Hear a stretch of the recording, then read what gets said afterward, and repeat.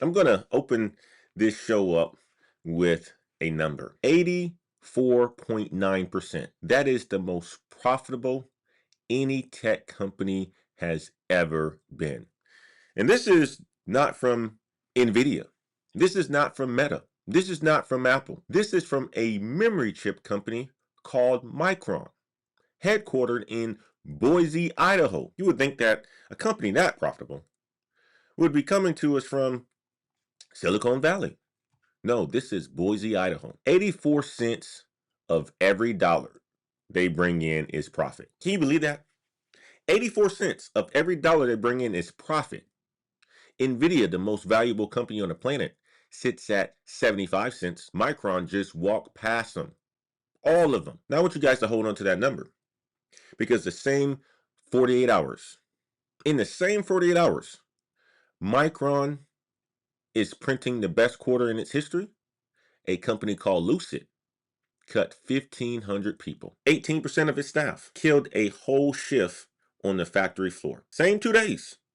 One company's never been worth more. One company is cutting to survive. So here's the thesis for today's show. Two economies are running at the same time. One is getting funded and one is getting trimmed. And the only question that matters for your career is pretty darn simple. Are you standing where the money is landing?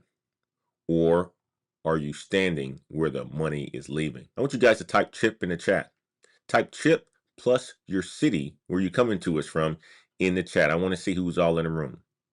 This is the Daily Climb. I'm Antoine Wade. Let's get into the data. But gosh, Micron crushed it. Absolutely crushed it.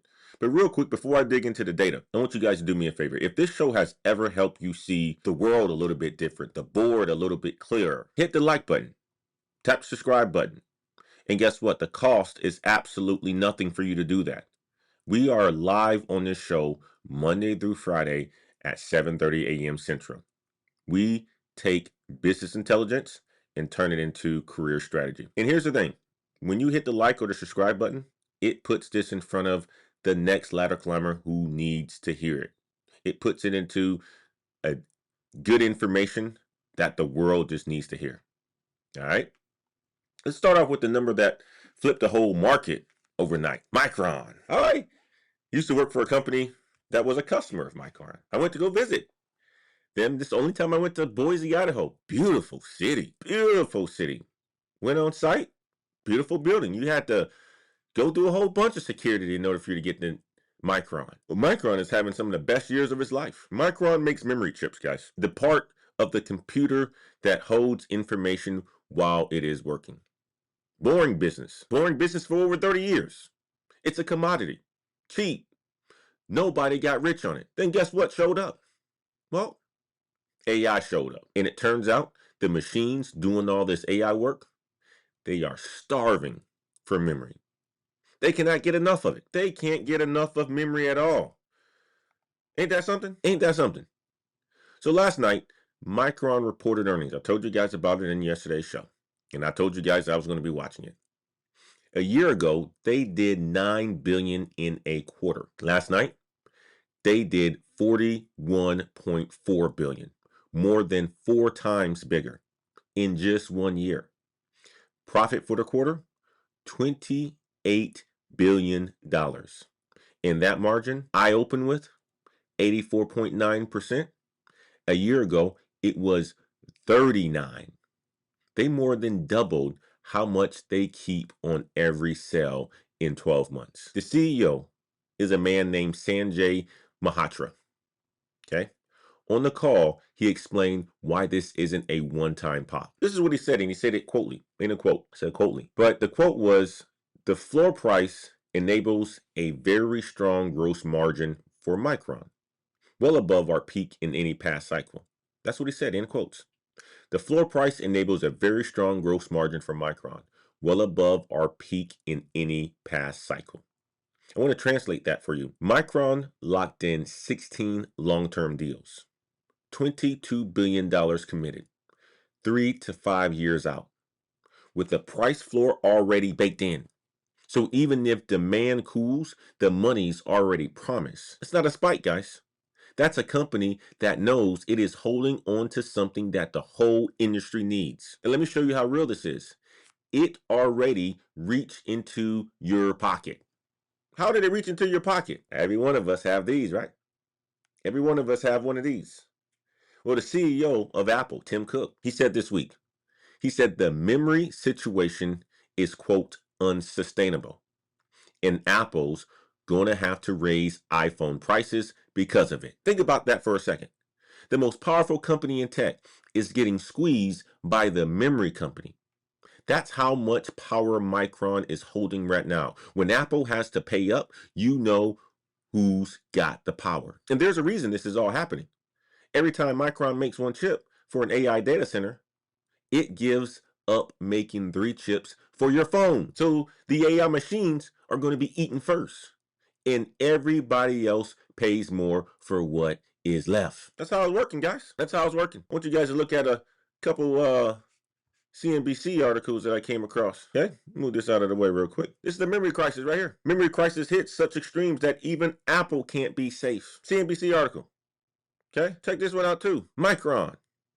Micron is the tech new margin king as memory crisis pushes company past Nvidia and Meta. Crazy, huh? Absolutely insane. Micron is crushing it. So now let me tell you why I'm opening the entire show about a chip company named Micron and not a layoff for once. If you guys are here, you're like, man, Anton, we're going to talk about the layoffs this morning? No, I'm not talking about the layoffs this morning. I'm talking about one of the most powerful companies in the world. Well, there's a second chip maker, SK Hynix, out of Korea. They just filed to raise almost $30 billion on the US market. That's $30 billion to build more of the exact same thing. Two of the biggest names in memory both racing to pour money into this lane at the same time. And there was a third move that you probably didn't even see either. Qualcomm. Many of you guys have heard of Qualcomm before. They bought a software company called Modular. $3.9 billion. And the part that matters for you is this. Modular builds software that runs on any chip.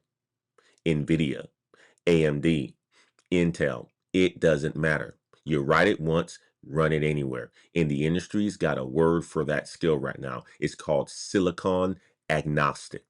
I want you guys to write that down since you probably never heard about it before. Silicon agnostic. Because that is the term that recruiters are typing into the search bar this week. That's what they're typing into the search bar. If you got skills and you want to be recruited by big companies, or not even big companies, companies that's just absolutely crushing it right now, these are the types of skills that you're going to need to put on your resume. So I want you guys to zoom out with me for a second. Record profit at Micron. I was going to say Microsoft, but I meant Micron. Record profit, crushing it. 30 billion raised at SK Hynix. 4 billion spent at Qualcomm. Guys, this ain't hype, man. This ain't no bubble right now. This is real money moving right now into the build mode, into the infrastructure. And money moving in means people are getting hired in those same lanes. And the only question is if you are positioned to be one of them. That's it. That's the question that I have. That's the reason why we have this show. Are you positioned to be one of them? That's why I'm opening the show today, just like this. Shows you the opportunities that are out there. This is all about the build. And look, let me give you something free that actually helps. Every morning I go through this exact kind of data. Who's hiring, who's cutting, where the money is flowing, and I put all of these moves into the Daily Climb newsletter. Monday through Friday is sent out at 11:30 a.m. Central. Plus, I also have the 2026 Career Protection Playbook that's absolutely free. It is a map for where these jobs are actually opening up. Okay, both are on nextgenheights.com. nextgenheights.com/playbook. Link is in the description. Cam will drop it in the chat. Now let's cross to the other side of the lane real quick. Go on the other side. Because the same 48 hours where Micron was crushing it and everybody who works for Micron is like, man, we got all kinds of money. Stock went up. We got Lucid Motors. They make some beautiful cars. Well, they sent 1,500 people home. God dang. 1,500, Antoine. It's a lot of people, man. They make some really beautiful electric cars. Many of you guys have seen them on the road. What do you guys think about Lucid cars when you see them? I think about every time I see a Lucid car, I think about like a very sharp, almost like a beautiful body gangster style car. That's what I think of. Like it just has like this essence about it that's almost seem like it's old school, something like it's mafia top, right? Beautiful cars. Well, they've never made money. And this is the second round of cuts in 4 months. 12% in February, 18% now.